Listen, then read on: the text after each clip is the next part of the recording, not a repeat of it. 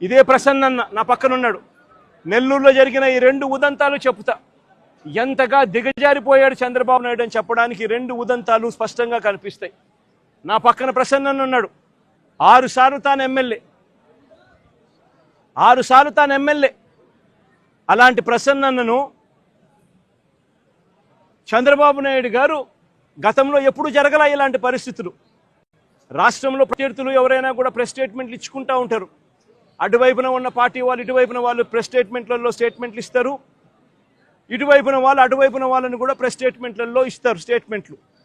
అటువైపున ఉన్న వాళ్ళు ఇటువైపున unobjectionable language వాడినప్పుడు ఇటువైపున ఉన్న వాళ్ళు కూడా అన్అబ్జెక్షనబుల్ లాంగ్వేజ్తో అటువైపున వాళ్ళని కూడా విమర్శిస్తూ ఉండడం ప్రజాస్వామ్యంలో మనం రోజు చూస్తూ ఉన్న పరిస్థితి.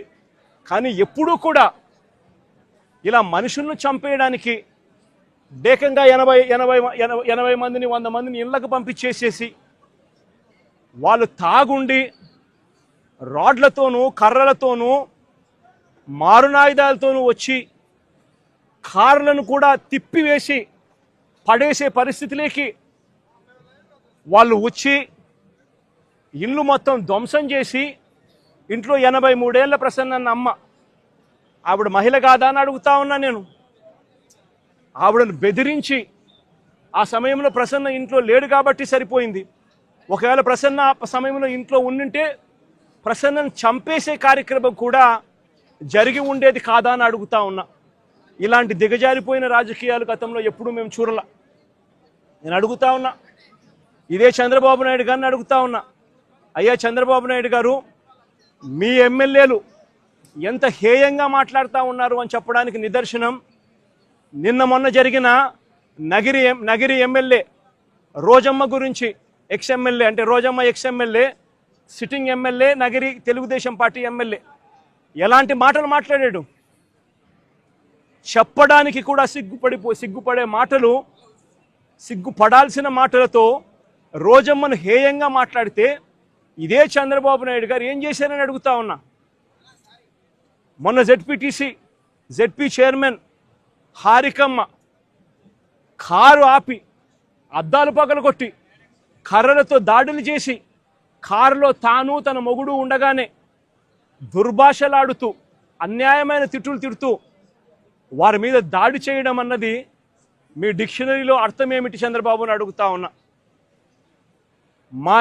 మా మాజీ మంత్రి రజనమ్మ ఎంతటి దారుణమైన భాషతో మీ తెలుగుదేశం నాయకులు మాట్లాడారు అని అడుగుతా ఉన్నా.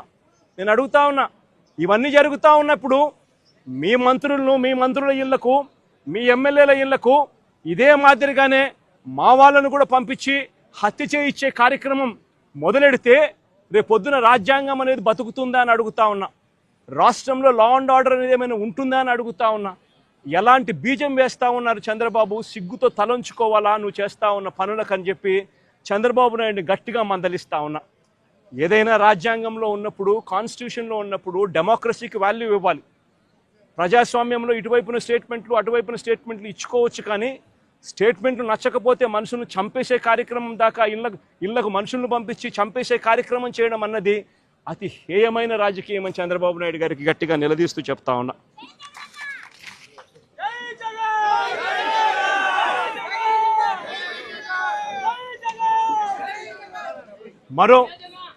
మరో ఉదాహరణ, నా పక్కనే ఉన్న గోవర్ధన్ అన్న కూతురు.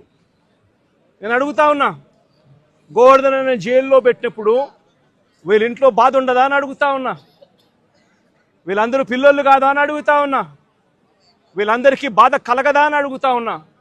ఏం తప్పు చేశాడని చెప్పి గోవర్ధన్ అన్నను జైల్లో పెట్టారని అడుగుతా ఉన్నా. ఏకంగా 14 కేసులు, గోవర్ధన్ అన్న మీద పెట్టిన కేసులు ఏకంగా 14 కేసులు. ఒక కేసు అయిపోతూనే ఆ కేసు అయిపోయిన వెంటనే మరో కేసు పెడతా ఉన్నారు. పెట్టి మళ్ళీ జైల్లో తాను ఉండే కాలాన్ని పొడిగిస్తూ ఉన్నారు. ఇప్పటికి దాదాపుగా ఎన్ని రోజులు అయింది మా జైల్లో ఉండబట్టి? 64 రోజులు. 64 రోజులుగా జైల్లో ఒక మాజీ మంత్రిని పెట్టారు. ఆశ్చర్యం కలిగించే విషయం నేను చెప్తా ఉన్నా. ఆయన మీద పెట్టిన కేసులు ఏమిటో తెలుసా? ఆయన మీద పెట్టిన అన్యాయమైన కేసులు ఏమిటో తెలుసా? గోవర్ధన్ అన్న పార్టీ సెంట్రల్ ఆఫీస్లో ప్రెస్ మీట్ పెట్టి సాక్షిలో పబ్లిష్ అయిన తన ప్రెస్ మీట్ క్లిప్పింగ్ను వాట్సాప్ గ్రూపుల్లో ఫార్వర్డ్ చేశారంట. అదొక కేసు అయ్యా, అదొక కేసు, మనిషిని అరెస్టు. అంటే ఒక రాజకీయ నాయకుడు ఒక ప్రెస్ మీట్ పెడితే ఆ ప్రెస్ మీట్లో వచ్చిన దాన్ని మీడియా పబ్లిష్ చేస్తే ఆ పబ్లిష్ చేసిన ఐటెంను వాట్సాప్ గ్రూపుల్లో ఈయన ఫార్వర్డ్ చేస్తే ఆయనకు సంబంధించిన మనుషులకు అది కేసు, దాని మీద జైలు. మాజీ మంత్రికి మరో కేసు, టీడీపీ నెల్లూరులో టీడీపీ ఎమ్మెల్యే సోమిరెడ్డికి వ్యతిరేకంగా ప్రెస్ మీట్ పెడితే దానికి సంబంధించిన వీడియోను కాకాని ఫార్వర్డ్ చేశారంటూ ఇంకో కేసు పెట్టారు. అడుగుతా ఉన్నా, ఒక రాజకీయ నాయకుడు ప్రెస్ మీట్ పెడితే ఆ ప్రెస్ మీట్ తాను పెట్టిన దాన్ని తాను మళ్ళీ ఫార్వర్డ్ చేస్తే దాని మీద మళ్ళీ కేసు. ఉచితంగా తెలుగుదేశం పార్టీ ఇసుకే అన్నారు, ఉచితంగా ఇసుక అన్నారు. ఎక్కడ ఉచితంగా ఇసుకిస్తున్నారని అడుగుతా ఉన్నా. వైఎస్ఆర్ కాంగ్రెస్ పార్టీ హయాంలో రాష్ట్ర ఖజానాకు సంవత్సరానికి 750 కోట్ల ఆదాయం వచ్చేది. ఈరోజు రాష్ట్ర ఖజానాకు ₹1 రావడం లేదు ఆదాయం. రేటు చూస్తే ఇసుక గత ప్రభుత్వంలో మా ప్రభుత్వ హయాంలో కన్నా డబల్ రేటుకి అమ్ముతా ఉన్నారు ఇసుకను. గుచ్చెలు విడిగా దోచేస్తూ ఉన్నారు రాష్ట్రాన్ని.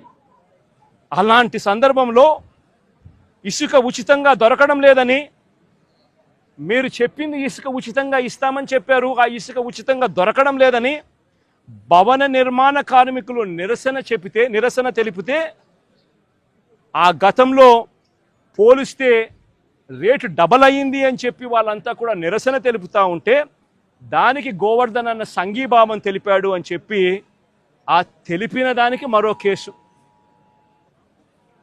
ప్రజాస్వామ్యం ఎలా ఉందో చూడమని చెప్పి నేను అడుగుతా ఉన్నా. మీ ద్వారా రాష్ట్ర ప్రజలందరికీ కూడా విజ్ఞప్తి చేస్తా ఉన్నా. ప్రజాస్వామ్యం ఎంత దారుణంగా ఉంది అని చెప్పడానికి జరుగుతూ ఉన్న ఈ ఘటనలు ఎలా అద్దం పడతా ఉన్నాయో గమనించమని అడుగుతా ఉన్నా. మరో కేసు, వెంకటాచలం మాజీ జెడ్పీటీసీ శేషయ్యన్న మీద అక్రమంగా కేసు పెట్టి జైలుకు పంపితే దీన్ని నిరసిస్తూ గోవర్ధన్ అన్న మాట్లాడితే పోలీసులకు వ్యతిరేకంగా మాట్లాడారు అని చెప్పి దాని మీద కేసు పెట్టారు. నేను అడుగుతా ఉన్నా, నువ్వు ఏకంగా ఒక జెడ్పీటీసీని తీసుకొని పోయి అక్రమ కేసు నువ్వు పెడితే, నువ్వు అక్రమ కేసు పెట్టినావు అని చెప్పి ఆధారాలతో మాట్లాడిన ఆ వ్యక్తి మీద పోలీసులకు వ్యతిరేకంగా మాట్లాడారని చెప్పి కేసులు పెట్టడం ఎంతటి దారుణమో ఆలోచన చేయమని చెప్పి నేను కోరుతా ఉన్నా. కావలి నియోజకవర్గం ఇంకొక కేసు. కావలి నియోజకవర్గంలో కొల్లదిన్నెలో మా పార్టీ కార్యకర్తలపై తెలుగుదేశం పార్టీ వాళ్ళు దాడులు చేస్తే బాధితులను పరామర్శించి పోలీసులు పక్షపాత వైఖరిని తాను ఎండగడితే దాని మీద కూడా మళ్ళీ కేసు పెట్టారు. అంటే ఒక రాజకీయ పార్టీకి సంబంధించిన తన మనుషుల మీద అన్యాయంగా తెలుగుదేశం పార్టీ వాళ్ళు దాడులు చేసినా, బాధితులను వీళ్ళు పరామర్శించినా, మా వాళ్ళు పోలీసుల పక్షపాత వైఖరిని వీళ్ళు ఎత్తి చూపించినా దాని మీద కూడా కేసు పెట్టే కార్యక్రమం జరుగుతూ ఉంది. ఇంకా ఆశ్చర్యకరమైన విషయం, ఇది నిజంగా నవ్వాలనో ఏడవాలనో కూడా అర్థం కాని దారుణమైన కేసు. 2024 ఎన్నికల సందర్భంగా అంటే ఎలక్షన్ కమిషన్ ఆధ్వర్యంలో నడుస్తూ ఉన్న పీరియడ్లో ఆ టైంలో లిక్కర్ పంచుతా ఉన్నారని చెప్పి కేసు పెట్టినారు. లిక్కర్ పంచుతా ఉన్నారని కేసు పెడితే తర్వాత మళ్ళీ చంద్రబాబు నాయుడు గారి ప్రభుత్వం వచ్చిన తర్వాత దాని మీద దర్యాప్తు కూడా పూర్తి చేసి ఛార్జ్ షీట్ కూడా వేసినారు కదా, అయిపోయింది కదా.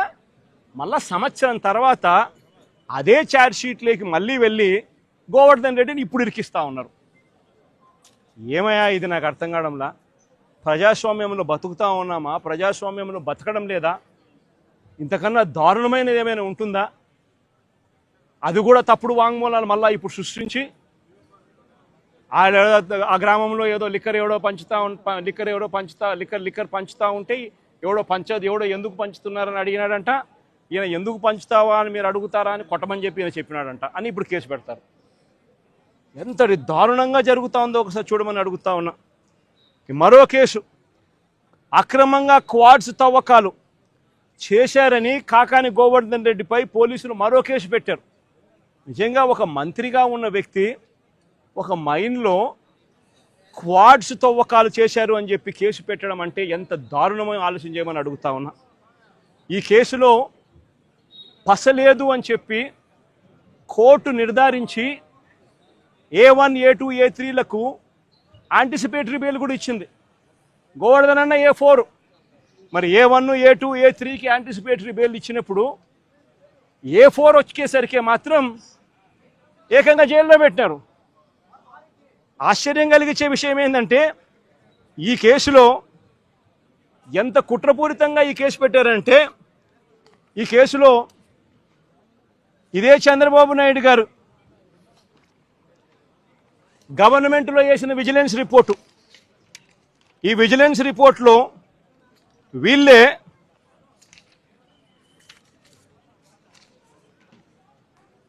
the village revenue officer Sri Siddam Pullaya also confirmed that no quarrying activities had been carried out for the past 4 years.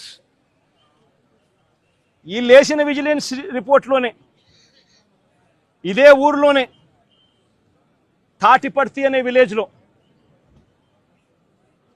The village revenue officer సిద్ధం పుల్లయ్య అనే వ్యక్తి కన్ఫర్మ్ చేసినాడంట, no quarrying activities had been carried out for the past 4 years అని.